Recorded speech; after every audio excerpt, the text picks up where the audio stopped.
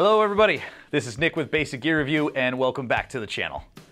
On this episode of The Lookout, we'll be discussing a piece of gear to help clean up my sound and another piece of gear to help destroy it. Capping off the video will be a brief rundown of some music I'm really into. This time we leave the sultry sounds of Cambodian psychedelia to explore the distance between 0 and 1. First off, let's take a look at fret wraps by Groove Gear. Fret wraps by Groove Gear are a professional string dampener and muting accessory that every studio player, session player, and anyone looking to get a cleaner sound should have. Slide on a fret wrap to effectively cut overtones and sympathetic resonance during recording, live performance, two-hand tapping, or any creative situation for cleaner takes without the unwanted string noise or ringing out.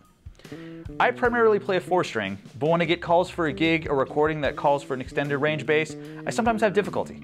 The addition of the fret wrap by Groove Gear to my gear bag has given me more confidence in playing and cleaner recordings.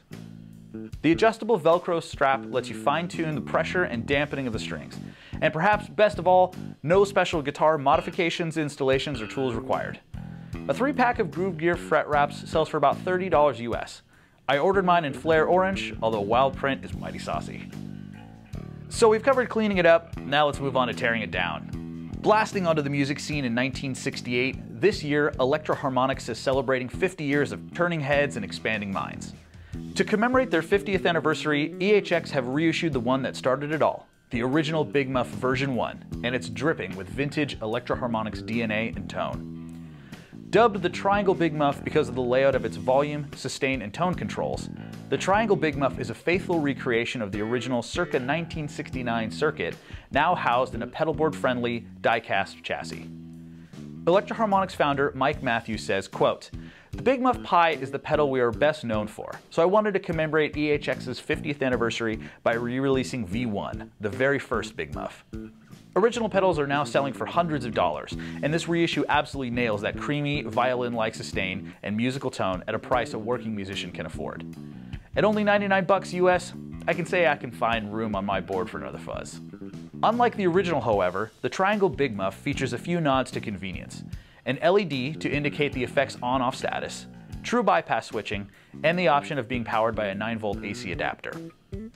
We'll provide links for both Groove Gear fret wraps and the Electro-Harmonix Triangle Big Muff in the description field below.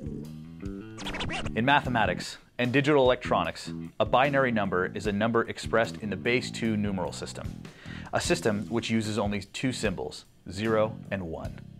But how far apart are they really? Is it possible to somehow exist in between these numerically definite monoliths? The pioneer at the forefront of this synthetic meets organic sojourn is drummer Jojo Mayer and his band Nerve. Swiss-born Jojo Mayer started playing drums at an early age, first stepping onto the scene at just 2 years old. At age 18, he received his first international exposure when backing up jazz legends such as Dizzy Gillespie and Nina Simone.